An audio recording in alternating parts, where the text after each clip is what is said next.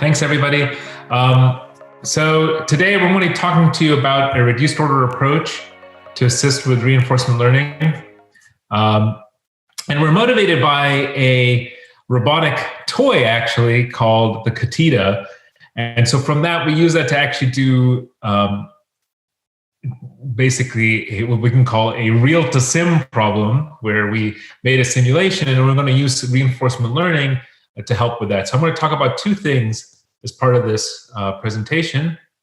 First is the motivation of our problem, and then a little bit also about how we're going to solve it. So we got two main contributions here. So the key question we're interested in is how do we develop control strategies for underactuated problems? And the reason underactuated problems really are interesting is because to some extent they challenge traditional control, and they actually open up a number of parameters of interest in practical senses for robotics, because they're lower cost, and we run into these constraints all the time. So if I may, underactuated robots, particularly interesting problems, have nonlinear dynamics. That's why we like the cart and pull problem. You can't solve that with PID.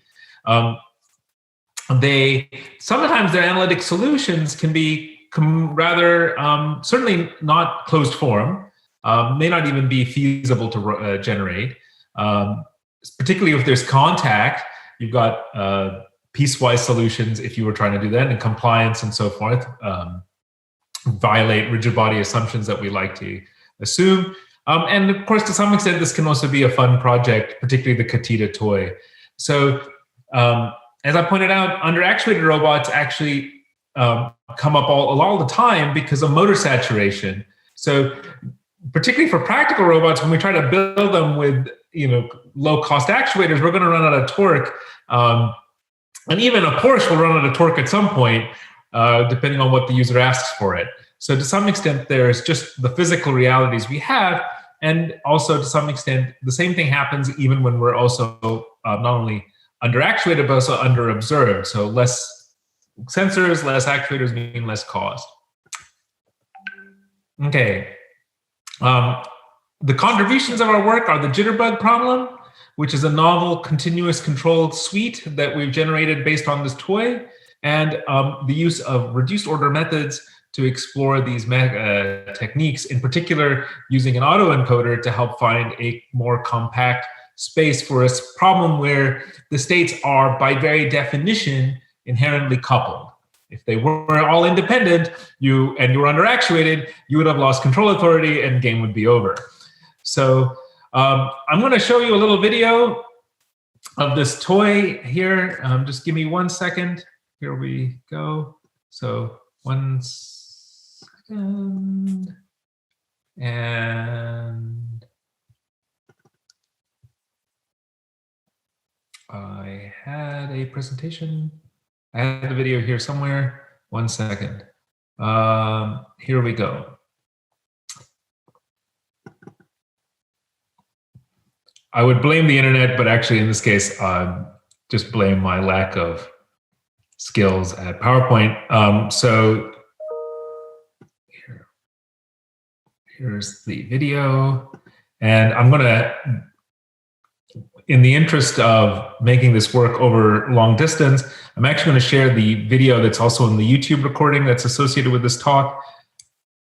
Just so if it doesn't play properly, we can switch to that. The jitterbug problem was inspired by this children's toy called Katita.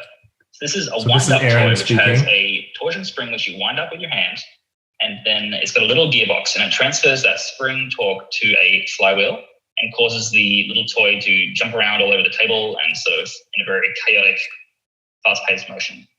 So it's just a fun toy, but we were looking at this one day in the lab and thought, what if you replace that wind-up spring with a physical motor, and somehow you could sort of ride along on board this Katita toy? Could you actually control this platform and make it, do what you want? Would it be controllable? And so we set out to find out. We decided to model this in a simulation platform. And so if you like, this is the real to sim problem, not the sim to real problem. So we looked at reverse engineering a bunch of the properties of this platform. For example, the friction coefficient, the center of mass, the masses, the vibration modes of the legs, lots of different things, using some high-speed footage and tachometry, for example, reverse engineering the gearbox, figuring out how much torque the motor has. We went through an engineering process to do this, aka precision guesswork. And then we reconstructed this model in a simulator. So we worked with Majuko, which many of you will be familiar with. And so the model that we arrived on, this is after, I think, 6 iterations, had 18 rigid bodies. The legs of the body are all stainless steel and the feet are hard plastic material properties. It has shoulder and elbow hinge joints and then a single motor. So effectively, we've maintained the mass distribution, and this wind-up part here is still here, just for keeping the mass distribution equivalent. But we've replaced the wind-up spring with a controllable motor, and we match the torque properties of this motor to the effective torque of the spring in the actual toy. We wanted to sort of have a equivalent amount of torque available. So this is not sort of generating infinite torque, so it's sort of unrealistic in that sense. And then it has the offset flywheel attached. And then we put this in a Majuko, and we tuned the integrator settings to reproduce the vibration dynamics and to qualitatively reproduce the behavior we observed in the slow motion footage, because this is quite a high contact sort of model. And so then using that model in Majuko, what we then did was develop a series of tasks or markup decision processes for reinforcement learning agents to try and solve. If any of you have used the ubiquitous OpenAI Gym MDP interface, you'll know that it has many flaws. And so we actually went with the DeepMind Control Suite interface instead. So this is a standard markup decision process control suite for continuous control problems. We're also compatible with OpenAI Gym. And we have 5 tasks that we've developed, which get more and more difficult as you go down. So for example, at the start, you just have to move the jitterbug away from the origin. While at the end of this list, you actually have to move to a 2D position in the Cartesian plane, as well as rotating to face a certain direction. As you go down this list, what happens is you've only got one degree of actuation. So your motor, which you can spin clockwise or counterclockwise, but the state or observation dimension is increasing as you go down this list. And also the reward signal that you're trying to learn against is getting more and more sparse as you go down this list. So what does this look like? Well, in our software package, we include heuristic policies that show that these are solvable tasks. So for example, the move from origin task, what's happening here is the robot is pulsing, or the policy is pulsing the motor left and right to sort of walk the robot away from the origin, which is this red dot. And you'll see it changes color from orange to green as it earns more reward per time step. Whereas the move to position task, the robot starts at the origin and now has to move to a randomly selected location in the 2D plane. And so you can see there our heuristic policy first rotates the robot to face in the right direction and then waddles towards the goal. And so these heuristic policies are just there, sort of like a baseline you to compare against. And with these reward signals, I should add, the reward is only to continue earning reward. The robot or the jitterbug robot must be upright. If it falls over, we don't terminate the episode, but it doesn't actually get any reward until it rights itself again. So this leads to some interesting behaviors, which I'll talk about in a moment. I will distribute this on the Majuko forums. You can get the simulation model by itself, but then on our GitHub repository, we have all the code for the MDP tasks, example policies, benchmarks, notebooks, etc. So we characterized these tasks. And this sort of, I'll just pull out 2 things here. One, we confirmed the design goal, which is these tasks get increasingly more difficult, which is what we set out to accomplish. So each column of this figure, which is split in 2, is one reinforcement learning agent, one algorithm for deep reinforcement learning, if you like. And then the tasks are the rows of figures. And what you can see is the x-axis is training steps, so how long the agent has been training for. And as you go down, these training curves fall off until we get down here to the move to pose task. And after 5 million training steps, this agent, for example, has still barely gotten halfway towards having solved the objective. This red line here is just a guideline to say, has the agent solved that task, roughly speaking. And so what this confirms is, the benchmarks, some of the tasks are solvable using vanilla reinforcement learning methods. All these are just sort of off-the-shelf reinforcement learning methods, deep control methods. But the harder ones are not. They're actually too difficult to solve in a reasonable number of training steps with these vanilla methods, which is good. It gives us some interesting structure and space to look at, can we improve the training efficiency for this type of underactuated problem, which was the design goal of this project. Excuse me. And so anyone who's worked with reinforcement learning will know you also need to qualitatively check your policies aren't reward hacking. This is where sometimes reinforcement learning algorithms have a propensity to learn behaviors that do score a reward, but are not actually achieving the desired sort of goal of the designer. And so we looked at this and confirmed. So, for example, this histogram is showing that the green histogram is actually when the agent learns to successfully solve the task. And what we see is it's actually learned to pulse the motor backwards and forwards at the extreme ends of its acceleration range. And this is actually mirroring the heuristic behavior that we hand-coded in our heuristic policy, which is an interesting property. Whereas the failed policy, where it hasn't actually learned to solve the task, it just has degenerated to pulse the motor or drive the motor continuously in one direction, which doesn't actually achieve anything. And then we can also plot heat maps and verify that the jitterbug is, for example, moving in the right direction. And we also see some interesting behavior here where we can see, I don't have a footage for this, sorry, we see recovery from bad states. For example, sometimes the jitterbug will fall over, but the policy will actually exploit that. When it falls over and bounces on the legs on the side, it gets quite a large spring effect and will actually bounce over to actually make sort of progress towards the goal location it's trying to get to. This is something we observed in some of the recordings we took. And so we are seeing intelligent behavior here, and it's not just reward hacking. So then the second part of this project is looking at reduced order learning, which is the key idea behind this is if we have an underactuated system and the system is controllable, which we've shown that it is, we know that the states must be coupled over space and or time. We know this from control theory. And so can we exploit this coupling to learn some sort of reduced order representation, some dimensionality reduction on the state or observation space, and then use this reduced representation for reinforcement learning? And so this is a really attractive idea if we can actually learn these representations using, for example, offline data or sort of data that is cheap to generate. So maybe we generate random actions and then train the reduced representations in these random action rollouts. And the question is, do we learn faster? Do we get any benefit from this process? There's lots of dimensionality reduction techniques I won't go into, but we looked at the autoencoder family methods, which, if you don't know, autoencoders are a type of neural network where you take in a vector, you, through some dense mapping of some sort, reduce that to a smaller dimension and then project that back to the same size dimension again. And by training this to reproduce the input at the output layer, this will actually learn sort of some more efficient compressed representation of the data.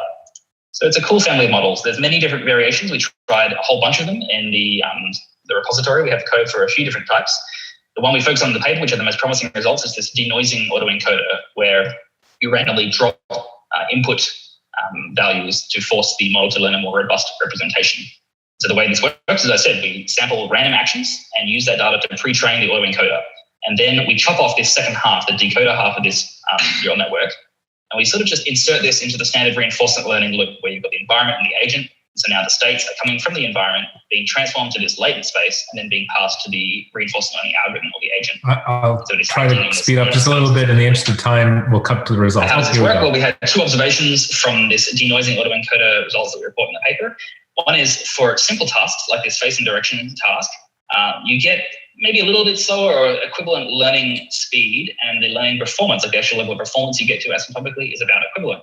But what we observe is more interesting and more difficult tasks, like the move and direction task, is that the autoencoder models appear to learn faster, but more interestingly, they learn with a much reduced variance. And so the actual variance of this training process is at least a standard deviation or two smaller than without the autoencoder. So this is interesting and probably warrants further investigation. So in conclusion, we presented this jitterbug problem. It's a novel benchmark for continuous control in underactuated environments. And we looked at the use of reinforcement learning with autoencoder state reduction methods. So look, I appreciate that. I think I've gone a little bit over time, so I will gladly answer any questions. I appreciate you letting me use the video from before to show the animations we wanted to show, and I'm happy to address any questions or comments people might have. Okay, thank you, Surya and Aaron. So just now I saw somebody actually raising their hand up. Matt, are you there? Okay, so if not, I have a question. Oh, okay, so before my question, there's also another question in the Slack channel. So sure. It's from Anthony van der Kop. Nice research. I'm glad to see someone do some work with that little toy. And no problem. It's interesting to me that PPO performs so much worse on all of the tasks compared to the other RL algorithms. Do you have any idea why this might be?